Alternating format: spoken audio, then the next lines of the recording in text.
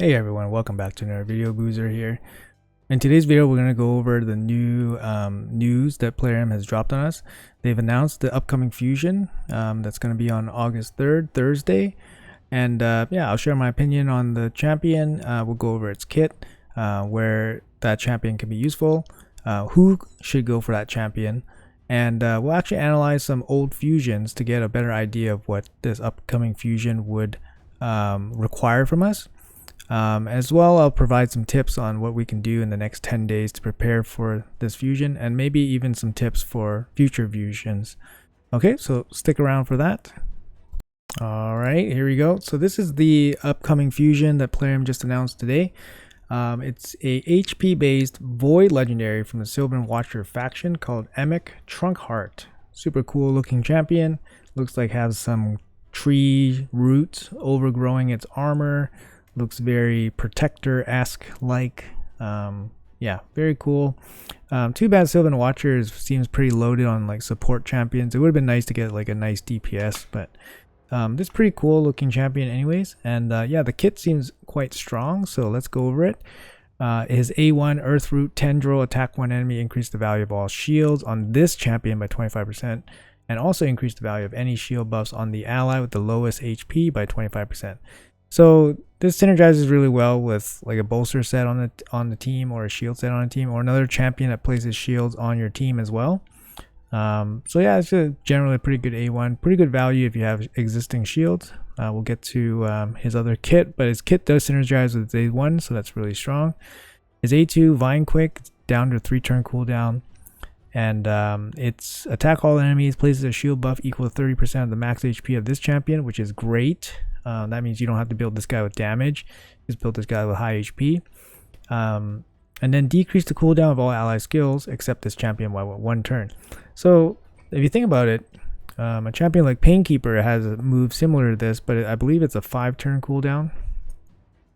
And basically any champion in this game that has some kind of cooldown reduction for your allies is very useful. So if you think about champions like Renegade, Painkeeper, obviously Kaimar, Yumiko, they are very useful champions, and you use them in a lot of content. So I see this move being very versatile. It's an attack, it plays as a shield, it's a 3-turn cooldown. So yeah, it's a very strong ability, and I can see it finding some use in a lot of content perhaps. His A3 Trunkheart Sanctuary, 6-turn, books down to 4-turn, places unkillable buff on the whole team, then places a taunt and shield on this champion, value of shields equal 30% of HP.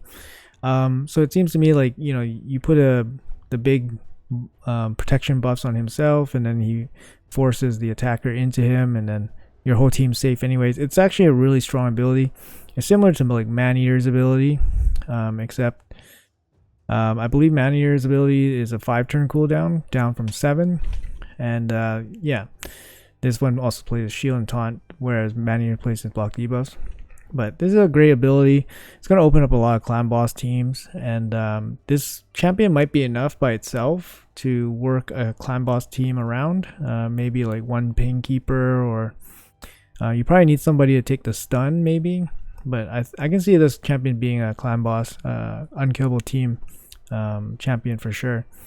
So, and his passive is actually really interesting. When attacked, when under a shield buff, so it works well with his Sanctuary as well as his A2. He has a 50% chance, booked up to 75% chance of increasing the cooldown of a random skill by 2 turns. So it's kind of cool that he like passively does this. There's no cooldown on this, so that's really cool. I can see this being very disruptive, maybe in an arena setting, like live arena for example. This champion might be harder to deal with, especially if he's buffing bolster sets, bolster shields on everybody on his A1 only.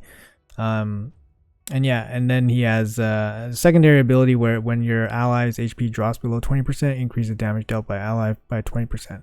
So that's obviously an unkillable kind of ability, unkillable team. So his passive unfortunately requires accuracy, whereas the rest of his kit does not require accuracy. So I find that a little bit awkward, but I guess if you're just using him for clan boss, you don't even need to build accuracy into his kit, because you'll just be using him for the second part of his passive anyways. So there's going to be some use cases for him, and I think it's very interesting.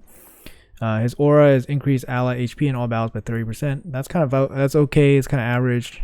For example, Jaw Reg I think is 33%, and he's an epic. But 30% HP is totally fine. So, and he's a Void Legendary. I mean, we don't get a lot of Void Legendary fusions, so very happy that he's here, and we get a chance to get him. So, yeah, let's talk about what to expect from this guy's fusion.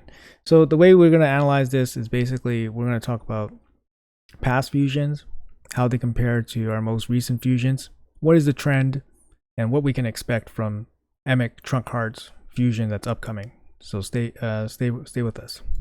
All right, so we got this super blinding spreadsheet I put together for you guys. So basically, I put together the 4 fusions that I feel are somewhat comparable, or that we can use as a comparison to actually form some kind of estimate on what Emic's fusion would be like. So I've used Brogni, Lanathro, Pythion, and Supreme Alhain. So we know that Emic's fusion will be a hybrid style fusion, meaning that there will be fragments involved to build epics, 4 epics, and then you have to build 4 epics to be fused into Emic. So it's in between a fragment collector and a traditional fusion. I wouldn't say it's harder, but there are some aspects of it that are probably harder. Like, you can't really skip any events, and if you miss anything, then you are probably 100% screwed. Whereas in a traditional fusion, you probably have a chance to pull like a rare or something to try to recover from like mystery shards or ancient shards. In a normal fragment event, you can recover by winning a tournament. There's usually some extra fragments as well for fragment collectors, so there's a bit more room for error. Whereas this hybrid one, I don't think there's any room for error, or in the past there was no room for error. So let's go over why I chose these champions and their past fusions to compare. So basically, I also used Nut, which is the most recent fusion. And the reason I use Nut is because he is probably the hardest fusion in terms of total resources spent in the hardest style. So what I mean by that is that he was a traditional fusion, which is the hardest style, requires chickens, potions, collecting all the rares, building them up, leveling them up, and so forth. And his resource spending or resource cost was actually the highest as well. So I used him as a baseline, as a benchmark for all these other fusions that we're going to talk about here today. So Brogni was considered the hardest fusion out of his time. His fusion was April 2021. We can see here that Brogni, compared to Nut, which is in the green, we can see here in the change difference, all the yellows are in favor of Nut. So Nut has higher values in all the yellow numbers, highlighted numbers here, whereas the green is in favor of Brogni. So Brogni had more resources spent. So we can tell that Brogni was actually much easier in terms of total resources spent compared to the Nut fusion. So we can see here, you can see the summon rush, for example, Brogni was 3,000 points, whereas Nut was 5,400 points, or a difference of 80%. So yes, Brogni was 2 years old, 2 years older than Nut, but the difference is very clear. It's very large. We can see a clear difference in the champion chase, 2,500 to 3,200 as well. The only difference that Brogni had more of than Nut was Brogni had I believe, either a 5 or a 7-day training event that was so massive, 750 points. So Brogni's training portion was quite large, larger than Nut, but everything else from Nut was larger, much larger. So we can tell especially the silver cost, from 14,000 over 14,000 points compared to 10,000 points from Brogni. So very large difference there, and a very large dungeon diver expenditure, 10,000 to 6,500. So we can tell that the current present day fusions are much more expensive than the old fusions of the past. So moving up, we go to Lanathro. Lanathro is closer in common to what Emic would be like, because Lanathro is a hybrid fusion as well, so requiring fragments into epics to be fused into Lanathro. Lanathro was May 2022, which is about a year ago, so of course closer in date. But we can see the difference in point value here. Lanathro's summon rush was 3,500 against Nut's summon rush 5,400, so a difference of about 55% increase in favor of Nut. And Champion Chase was similar, 2,500 against Nut's 3,200, a difference of 28%. So we can see that Nut Fusion is much more expensive in terms of shard spending. Again, the training portion of the fusions, Lanathro had required more points than Nut. And Lanathro actually required more energy for dungeon diving than Nut, but only slightly. And then we can see that artifact enhancement events, massive difference, 44% increase for Nut. So it's pretty clear to me that the big difference here is the most recent fusions require heavy silver spending as well as heavy shard spending. Silver is not something that can be easily amassed if you don't have significant resources to, like, energy or the capabilities of farming, for example, silver very quickly. Like, you know, farming hard spider with a very, very fast team. Even then, you probably won't be able to farm like 100 million silver very easily. But yeah, we can see the trend here. So we move on to Pythion, who was pretty hyped up as one of the best fusions that we've ever encountered up to that point, January 2023. So based on his fusion, he set new records with his summon rush at 4925, but that is still a 10% decrease than what Nut's fusion was. Nut's fusion still was about 10% higher than Pythion, who set records at his time. So now Nut has set the record for the highest summon rush. And of course the champ chase was higher.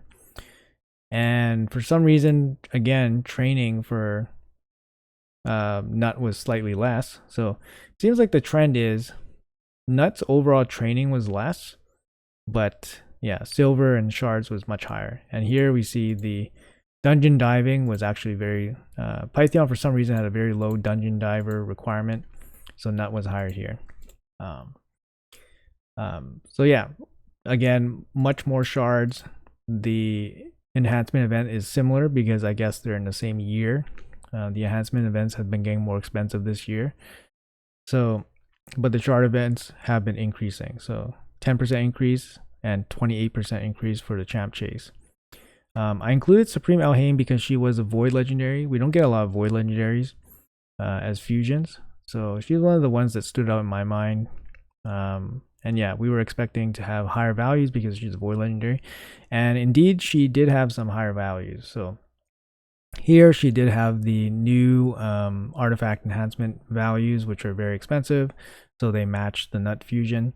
Her dungeon divers was slightly less than Nut. Her arena was also slightly less for some reason. Her training was about the same. Her champ chase was about the same, but her summon rush, although higher than most, was actually still less than Nut. So we can tell that if we are to base our expectations off of Nut, which is probably the most expensive fusion up to date, depending on how strong this fusion is, we can probably expect it to be quite expensive. I don't expect Plarium to move too much from their new champ chase and summon rush values. So I think this might be a norm moving forward. The artifact enhancement events we should be accustomed to by now. We get 3 of them every fusion. They're about 4,700 points, and that's about 20 million each. So you're looking at 60 million for the whole fusion to do the artifact enhancement events. Training and dungeon diving doesn't seem like it has increased that much, or at least that drastically. The chase seems like they have settled around 3,000, 3,200 for the nut fusion, which was higher than expected. So the low would be about 2,500, which was probably the expected for like a couple years. So I would expect about 3,000 for the champ chase. And then for the summon rush, I would probably expect about 5,000 as well. If they want to give us a small discount, they might, but you never know. They might go the other way and go 10% higher. So they might go to 6,000. So it's really hard to say. I have another video about Plarium's profit mode, and they're, everything they're going to do is going to be trying to squeeze maximum value, maximum resources from everyone. So I wouldn't be surprised with a champion this good. Similar to like Helicath, he can power any content that you need to progress through. He can, have unkillable teams based around him, and might even see some use in arena, just like how Helicath has found a use in live arena. This champion might find a use in live arena as well. So this champion looks very good, and I don't expect it to come easily. So I would fully expect about 3,000 and 5,000, if not more. 3,300, 5,500. So 11 sacreds for the summon rush, I would expect somewhere around there. Yeah, it's something that if you didn't plan for, it would be very difficult, especially if you're free to play or low spend. Because in an average month, if you do Ultra Nightmare and Nightmare, you're probably expecting about 10 or 12 sacreds. So you literally have to like be super disciplined with all your shards. You can't go for any of those extra events. Any kind of extra event outside of fusions, you probably cannot participate in with the amount of sacreds that you have. With that said, you could, still participate with other shards. Like maybe void shards you can hold on to, and then use ancients for like the chase events for fusions. But you guys gotta be really careful with spending your shards outside of fusions, because the game is not going to allow enough shards to be handed out to be completing these fusions. I think pretty soon, maybe by the end of this year, we might see a 6,000 summon rush, and that's 12 sacreds. That's a month's worth of sacreds by doing Ultra Nightmare and Nightmare chess every day. And that means you just can't participate in any extra events. So two times ancients, or no, 2 times sacred events, you just have to pass. If you have like 1+1 sacreds, you might even have to like totally pass. I don't know. You're gonna have to really evaluate your account and be really careful. Of course, like using like mystery shards and stuff can really help. So definitely consider doing that. In terms of like silver spend, like we gotta be really careful about when we want to upgrade our artifacts. Obviously, we want to upgrade our artifacts during fusions if possible, but that's, at times it's like 2-3 weeks of wait time. It's not going to be easy. I think it's slowly becoming harder and harder for free resource players or low spend resources to complete these fusions, because I'm just talking about the shards and the silver. I'm not even talking about like having extra gems to complete dungeon divers, or having food ready for training, or even just having the time for all of this. So it's definitely a tall task nowadays. So ultimately, is this champion worth it? Is this champion worth it? I think if you're an early or mid-game account, it is worth it. But I would question whether you would be able to complete this fusion, considering you would need, you might need 10 sacreds worth of points on, as soon as the fusion starts. So if you don't have 10 sacreds ready to go, you I don't know how you're going to do this. Or similar, right? You need You need a bunch. You need a bunch of shards right away on the summon rush. There's a 2x ancients that's happening for the champ chase. We don't know if Plarium's going to follow through with that, or if they're going to sneak something in, or if they're going to, you know, put a second summon rush maybe like at the second half of this fusion. I don't know what they're going to do, but I guarantee you there's going to be like bait events all over the place. We're going to have a CBC right before the fusion starts. I expect some kind of bait event right after the summon rush to try to squeeze shards out of everyone just before the champ chase comes. So, you know, like, you gotta be careful, gotta be disciplined with your shards, especially if you're running low. Is he worth it? He is worth it for early mid game. For late game, I think it shouldn't be a problem to complete the fusions, so they're definitely worth getting. You might have a use case. I mean, initially I didn't have a use case for Helicath because I already had a Ultra Nightmare team. I didn't need Unkillable, anything. But then I found a use for Helicath, and he was like obviously game changing for like Iron Twins. He found a use in Live Arena.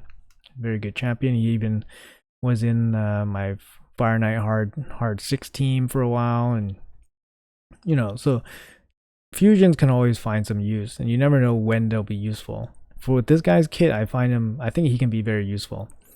So I think if you have the resources, you should go for him.